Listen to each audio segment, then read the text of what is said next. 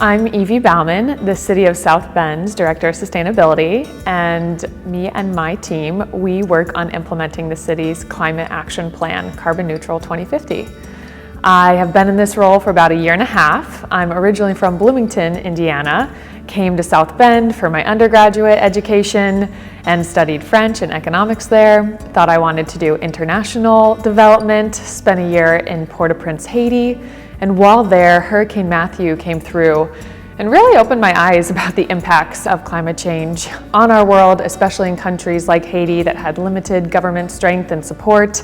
And so I've since been very interested in mitigating our impact on our planet and spent a few years working in New York, first in the private sector in political risk, helping companies track trends like climate change and how their governments could respond, did a public affairs fellowship, and then came back home to Indiana during the pandemic.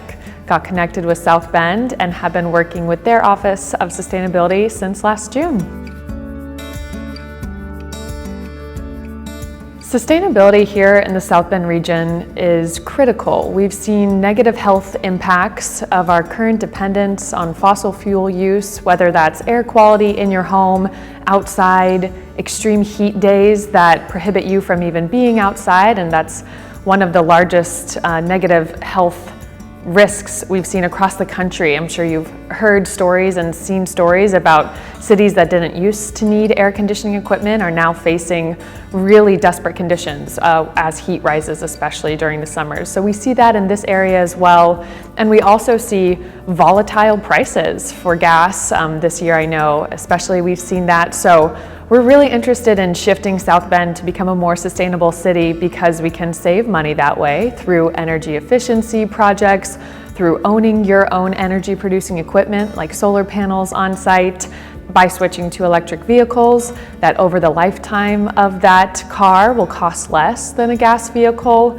and also the job opportunities. As we transition to a low carbon economy, there's a lot of funding coming from the federal government and locally too to encourage clean energy technology. So we're really interested in getting as many people into new roles around electric vehicles, manufacturing them, solar farms and panels, retrofitting buildings to save energy and save money.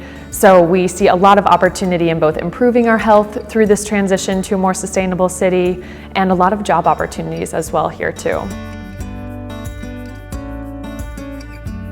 So in January 2023, the city will be launching a new program called Vibrant Places. It is a matching grant program for businesses here in South Bend to make facade improvements. If you've ever been to Cloud Walking Coffee or La Rosalita, they have benefited from this program before to improve their exterior, and it looks beautiful from the outside and walking along the street. We're enhancing that program to provide matching grants for sustainable improvements to your business front as well as solar panels. So I'm thrilled about the sun-powered Vibrant Places grant, where we'll be able to support businesses in going solar and also give them extra funding to choose more energy efficient and sustainable materials when they're redoing their facade. So really excited to be connected more with the business community, learn about South Bend's business sustainability goals, and help provide funding to help them achieve that.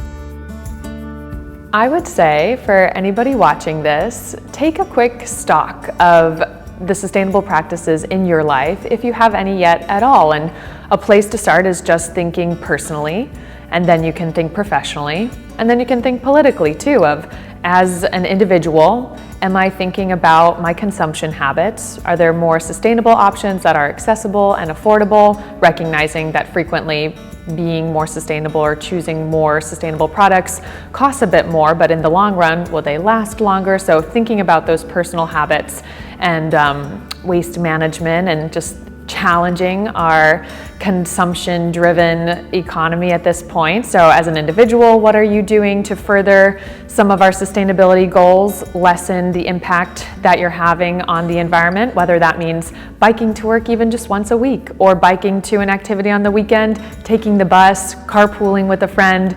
There are a number of different options. Drying your laundry on a drying rack as opposed to in the dryer too, saving some energy that way. A number of small things that you can practice on the personal level. And then professionally, thinking about at your organization, your place of employment, Are there sustainability practices there? Are they recycling? Are they paying attention to lights and how much energy they're using? Heating and cooling the building? Would it be that much more uncomfortable to have 1 degree cooler? That might save cost and energy usage over time. And even thinking as far as where your investments and your company's investments are too, of are there more sustainable options to be supporting through those financial mechanisms as well. And lastly, politically, are your elected officials furthering climate action and using your power in the vote to promote these practices as well? So I'd say there are a lot of benefits that we talked about earlier, from the social benefits of building more community, even just thinking of walkable neighborhoods and having everything within reach, and financially too, a lot of new job opportunities in this space. And then for the environment too, I'm here at Howard Park today, and we've just seen how the investment in this outdoor area has led to a lot of community building, healthier air quality here with a lot of green space and trees, and how can we encourage more of that throughout the city of South Bend?